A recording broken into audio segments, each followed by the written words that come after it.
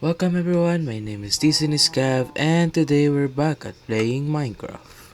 For this today video ay tayo ay marirecording para sa ating episode 2 in ang Grindcraft SMP.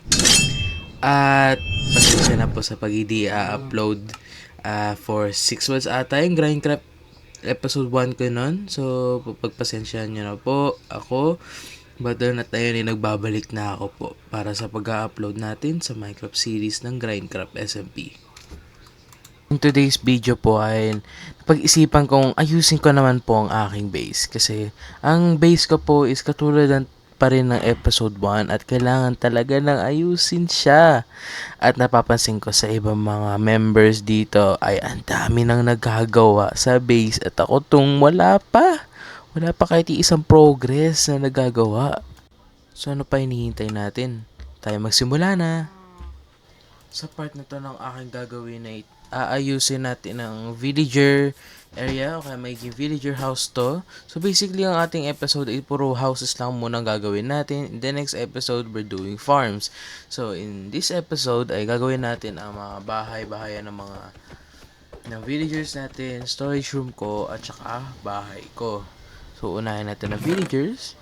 Kaya, i-enjoy nyo na lang itong ginawa kong time-lapse or time cut.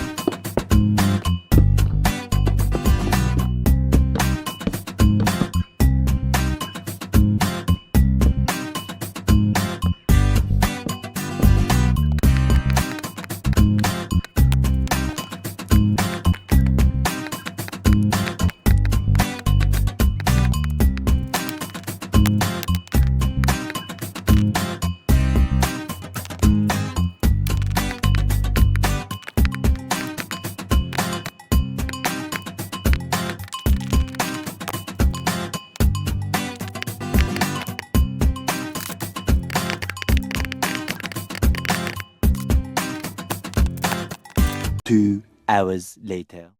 Ay, grabe. Tumagal ng 3 hours yung pagagawa para sa bahay na ng villager. At yung next na gagawin naman natin ay storage room. Yun naman ay para sa ating kagamitan. At napapansin nyo kasi sa aking basis yung mga chests ay kalat-kalat na lang sila talaga sa area na yan. Kailangan nila ng lugar para sa mga gamit ko.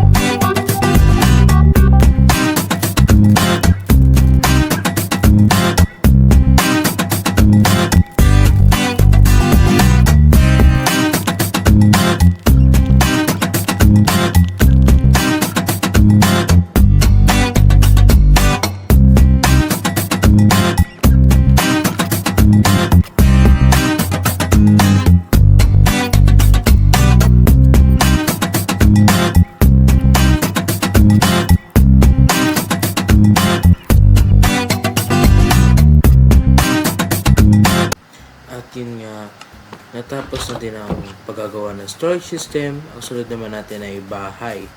Yun ay magiging mas mabilis para trabaho kaysa sa storage system.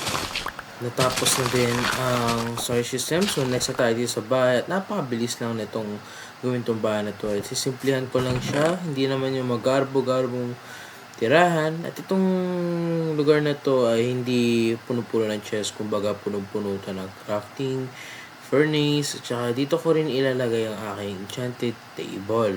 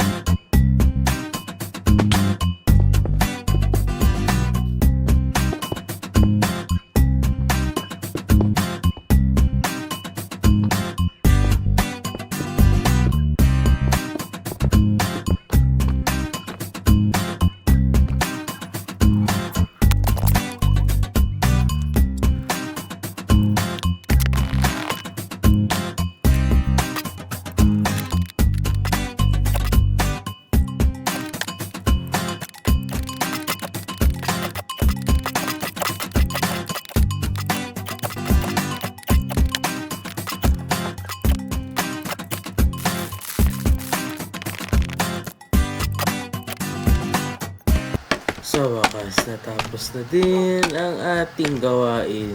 Ayun na Itong house na to ay hindi naman tumagal-tagal. Kumbaga tumagal lang to ng 1 oras. Katulad lang siya ng storage system. Pero yung villager house talaga ang tumagal. At kita nyo naman, yun ang ating storage system at yan ang ating bahay. Hindi naman sila kaganda kasi hindi naman naka-builder.